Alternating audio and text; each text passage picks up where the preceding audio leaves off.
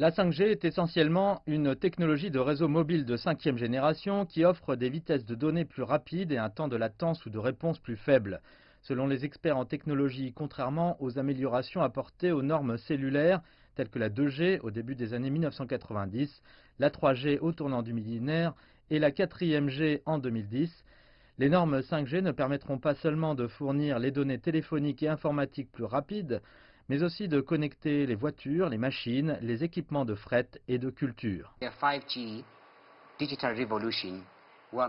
La révolution numérique 5G, nous la rendons réelle. Je l'ai dit à un certain nombre de personnes que la future salle de classe, surtout en ces temps de pandémie, est essentiellement à la maison. La future usine sera sur le numérique. Le futur hôpital va être sur la 5G, c'est également numérique. Nous sommes essentiellement les chemins de fer, l'infrastructure qui sera nécessaire pour assurer un avenir numérique.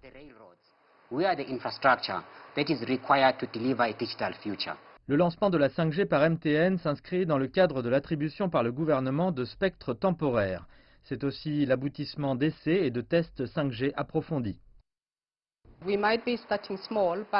Nous pourrions commencer petit, mais notre conviction fondamentale est que tout le monde mérite les bénéfices de la vie connectée moderne. Alors finalement, nous voulons que chaque Sud-Africain ait vraiment l'expérience du potentiel de la 5G. La promesse, c'est vraiment de changer la vie pour beaucoup de nos clients. Cela va changer notre façon de travailler, notre façon de nous divertir.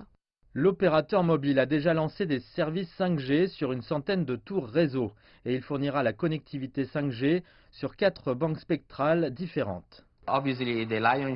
Évidemment, la part du lion se trouvera sur la bande 3.5 GHz, qui est considérée comme la bande d'or pour la 5G. Nous l'avons donc déjà déployée à Johannesburg, au Cap et à Bloemfontein. Mais nous voulons aussi mettre en valeur les autres opportunités potentielles de la 5G avec d'autres groupes. MTN vise à obtenir un accord commercial avec le gouvernement pour convertir le spectre temporaire en un spectre permanent. Ce que nous devons faire, c'est faire des transactions avec le gouvernement. Nous obtenons le spectre, alors nous pouvons alimenter la révolution. La révolution ne peut pas être stoppée, elle a déjà commencé. L'entreprise espère étendre sa couverture 5G à au moins 10 millions de personnes au cours des 12 prochains mois.